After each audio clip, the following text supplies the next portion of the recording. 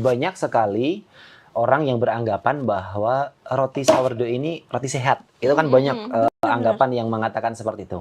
Jadi kalau dari beberapa artikel yang saya baca dari penelitian ilmiah juga memang betul. Jadi roti bisa dikatakan sehat dan tidak itu bisa kita ukur dari yang namanya glycemic index.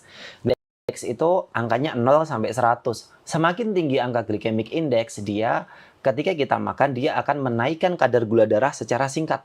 Ketika kadar gula darahnya naik, itu plusnya adalah energi instan sebenarnya.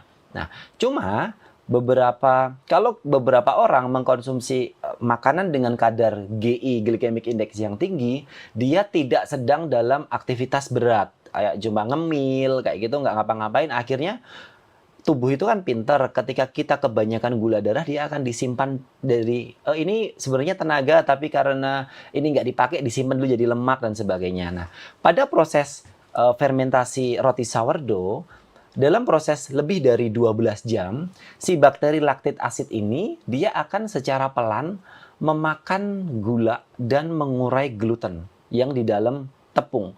Nah, tepung kan mengandung gluten. Nah, gluten itu memberikan rasa yang lebih enak. Nah, kalau dalam lebih dari 12 jam, si bakteri ini akan mengurai gluten dan menekan kadar gula atau memakan kadar gula. Sehingga angka glycemic index-nya lebih rendah. Rata-rata glycemic index-nya roti-roti putih biasa, roti tawar itu di angka, dari yang saya baca di angka 75 sampai di 80. Nah, kalau yang sourdough itu bisa turun hampir separuhnya, 40 sampai 50. Jadi angka glycemic index-nya jauh lebih rendah.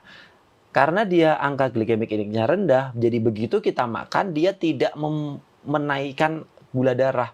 Jadi makanya di situ dikatakan lebih sehat. Sama satu lagi, karena dia kadar glutennya sudah terpecah, ketika kita makan dia lebih ramah dengan pencernaan, lebih mudah dicerna. Lebih mudah dicerna, tidak memberatkan organ pencernaan. Itu salah satu keunggulan dari roti sourdough yang difermentasikan. Dari penelitian yang saya baca, untuk mendapatkan manfaat itu dia harus difermentasi kurang lebih minimal banget 12 jam. Nah, tapi kan sekarang akhir-akhir ini banyak sekali yang memakai ragi alami, tapi dia masih ditambahi ragi kering, Mbak. Itu banyak kasusnya. Jadi sebenarnya nggak masalah itu, nggak masalah. Itu kan salah satu inovasi proses bikin roti. Nah, kalau proses seperti itu namanya hybrid.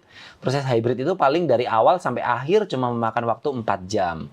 Nah, kalau yang proses hybrid itu jujur saya masih nggak yakin apakah kita bisa mendapatkan full manfaat dari ragi alami yang kita harapkan. Itu yang terjadi ketika proses fermentasi yang lama.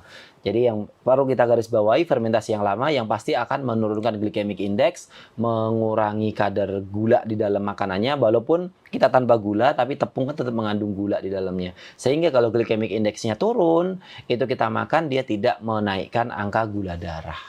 Download Tribun X sekarang, menghadirkan lokal menjadi Indonesia.